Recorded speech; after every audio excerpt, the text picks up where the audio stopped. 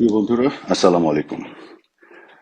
আজকে দেশের যে অবস্থা, সেখানে একটা জিনিস আমার মনে হয় যে বাংলাদেশের মানুষ খুব পরিষ্কারভাবে বুঝতে পারছে যে এই ছাত্রদের নামে যে জঙ্গি গোষ্ঠী যে অপতৎপরতা চালাচ্ছে, তারা মূলত বাংলাদেশের সবচাইতে প্রতিষ্ঠিত যে প্রতিষ্ঠানগুলো এবং সেই প্রতিষ্ঠানগুলোকে একটির পর একটি তারা আসলে ধ্বংস করতে যাচ্ছে। আপনি খেয়াল করে দেখুন, তারা ছাত্রলীগের মতন একটি প্রতিষ্ঠানকে নিষিদ্ধ করেছে। গত 15.5 বছরে ছাত্রলীগের বিভিন্ন সদস্যরা বিচ্ছিন্নভাবে বিভিন্ন ধরনের আহ, যে সমস্যাগুলি তৈরি করেছে, তার ভিত্তিতে একটি প্রতিষ্ঠানকে আসলে দোষ দেওয়া যায় না, কিন্তু তারা সেটা করেছে। এখন ছাত্রলীগ সংগঠন হিসেবে সেই যে কর্মকাণ্ড যেগুলোকে আসলে সমালোচনা করা হচ্ছে, সেগুলোকে কখনো অ্যাপ্রুভ করেছে? করেনি। বরং বিচ্ছিন্নভাবে যখনই ছাত্রলীগের কোনো সদস্য বিভিন্ন ধরনের অপকর্মে সংশ্লিষ্ট ছিল, ছাত্রলীগ কিন্তু সাংগঠনিকভাবে তাদের বিরুদ্ধে ব্যবস্থা নিয়েছে।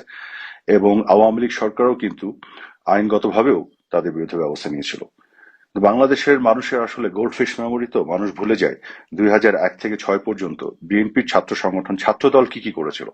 আপনি কম্পেয়ার করে দেখলে দেখবেন যে বাংলাদেশের যে রাজনৈতিক বাস্তবতা, সেখানে ছাত্র সংগঠনগুলোর আচরণ মোরলেস একই রকমই থাকে, বিচ্ছিন্নভাবে এই ধরনের ঘটনাগুলি ঘটে। 2001 থেকে 2006 যদি আমি বাদও রাখি, আপনি 91 থেকে 96 পর্যন্ত ছাত্র দলের ভূমিকাগুলো দেখেন।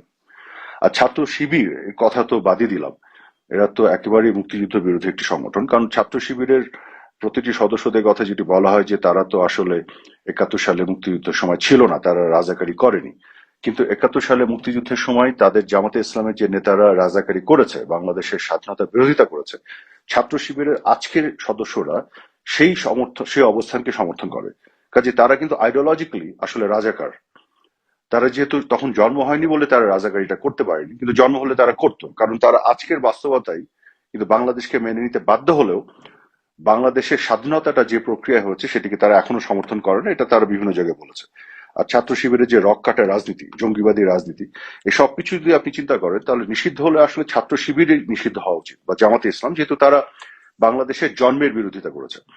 এবং বাংলাদেশের জন্মের সময় যে যুদ্ধ, মুক্তির যে যুদ্ধ, সেই যুদ্ধে যে 30 লক্ষ শহীদ, 2 লক্ষের উপরে যে নারীদের সম্ভ্রমহানি হয়েছে, এবং সেগুলো পাকিস্তানি আর্মিরা যেভাবে করেছে, তার সাথে পূর্ণাঙ্গ সহযোগিতায় ছিল জামাতে ইসলামের নেতৃত্ব, এবং জামাতে ইসলাম সংগঠন হিসেবে তার সাথে ছিল।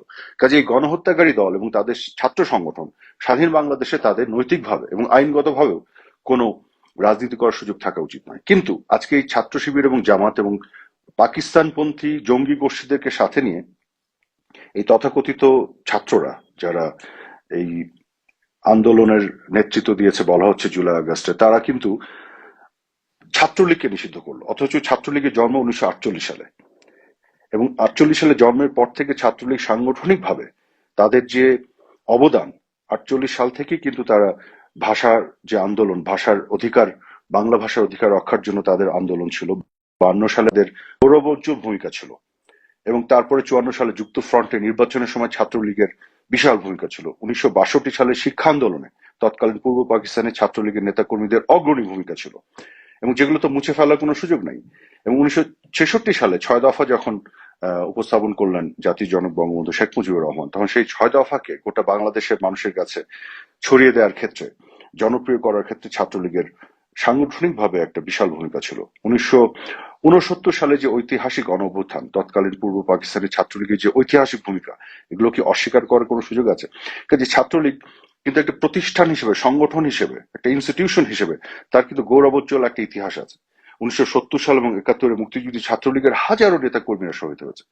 সেই ছাত্রলীগ স্বাধীনতা পরবর্তী বাংলাদেশে তার গণতন্ত্রের লড়াইয়ের সংগ্রামে তার গৌরবোজ্জ্বল ভূমিকা আছে। কিন্তু কিছু ত্রুটি বিচ্যুতি, যেগুলো আমাদের সোশিও ইকোনমিক বাস্তবতা, রিয়ালিটি, আর্থসামাজিক বাস্তবতার কারণে যে ধরনের বিচ্ছিন্নভাবে সমস্যাগুলি হয়, সেগুলোকে ধরে ছাত্রলীগকে তারা নিষিদ্ধ করলো। কারণ তাদের টার্গেট হচ্ছে যে প্রতিষ্ঠানগুলো বাংলাদেশের ফাউন্ডেশন হিসেবে দাঁড়িয়ে গেছে, তাদেরকে ধ্বংস করতে হবে।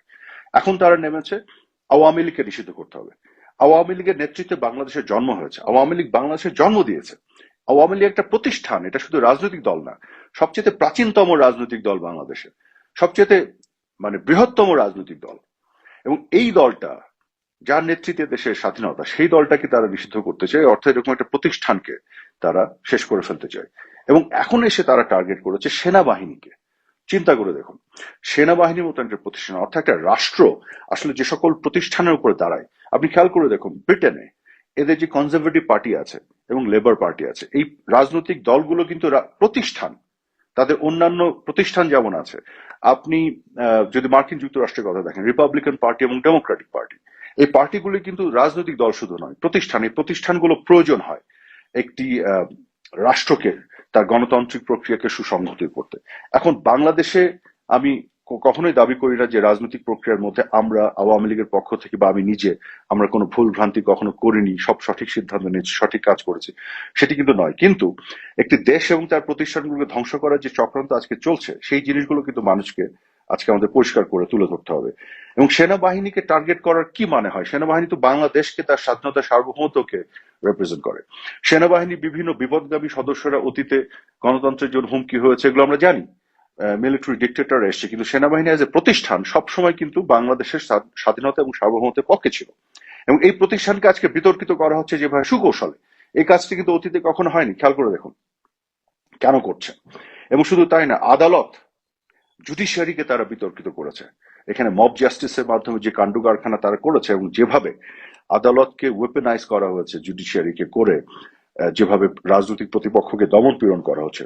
এছাড়া দুদক বলেন, বিএফআইইউ বলেন, অ্যাটর্নি জেনারেল অফিস বলেন, এসবিডিবি, সকল প্রতিষ্ঠানকে তারা দলীয়করণ করে এবং তাদের মাধ্যমে রাজনৈতিক জিঘাংসা, প্রতিহিংসা তারা যেভাবে চরিতার্থ করছে, তারা কিন্তু প্রতিষ্ঠানগুলোকে শেষ করে দিচ্ছে। এবং যত শিক্ষা প্রতিষ্ঠান খেয়াল করে দেখুন, ছাত্রদেরকে লেলিয়ে দেওয়া হয়েছে।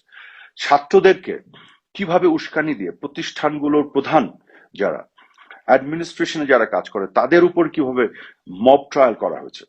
মানে একটি স্বাধীন সার্বভৌম রাষ্ট্র, সেই রাষ্ট্রের কিন্তু অনেক প্রতিষ্ঠানের বিভিন্ন ক্ষেত্রে বিভিন্ন জায়গায় ঘাটতি থাকতে পারে, সেটাকে ইমপ্রুভ করতে হবে আমাদের। আমি মনে করি না যে 15.5 বছর আওয়ামী লীগের শাসন আমলে আমরা সবকিছু করে ফেলেছিলাম। আমাদেরও অনেক ক্ষেত্রে ব্যর্থতা, ঘাটতি এগুলো ছিল, কিন্তু আমরা সবসময় চেষ্টা করেছি ইমপ্রুভ করার। অতীতের তুলনায় কম্পেয়ার করলে ইমপ্রুভমেন্ট গুলি চোখে পড়বে, কিন্তু যদি আপনি আইসোলেটেড ভাবে দেখেন তাহলে হয়তো অনেক সময় ঘাটতিগুলি বেশি চোখে পড়ে। কিন্তু আজকে কি করা হচ্ছে? প্রতিষ্ঠানগুলো ধ্বংস করা হচ্ছে। শিক্ষা প্রতিষ্ঠানে যখন ছাত্রছাত্রীদেরকে দিয়ে মব ট্রায়াল করে প্রতিষ্ঠানের অ্যাডমিনিস্ট্রেশনের যারা কর্তা ব্যক্তিরা আছেন তাদেরকে আপনার রিমুভ করা হয় আইন এবং নিয়ম বহির্ভূত ভাবে, তখন কোন প্রতিষ্ঠান ঠিক থাকে না। কিন্তু তো আজকে এই সিচুয়েশন তারা নিয়ে গেছে কারণ তারা বাংলাদেশকে একটা ব্যর্থ রাষ্ট্রে পরিণত করতে চায়। যে কোনো রাষ্ট্র তার প্রতিষ্ঠান যখন ধ্বংস হবে তখন রাষ্ট্র কিন্তু আর দাঁড়াবে না, কারণ রাষ্ট্র প্রতিষ্ঠানের উপরে দাঁড়ায়। এবং সেনাবাহিনীকে টার্গেট করে তারা তাদের সর্বশেষ যে উদ্দেশ্য, সেই জায়গায় তারা চলে গেছে। এবং বেসিক্যালি তারা বাংলাদেশে একটা এক ধরনের জঙ্গি রাষ্ট্র, জঙ্গিতন্ত্র কায়েম করতে চায়।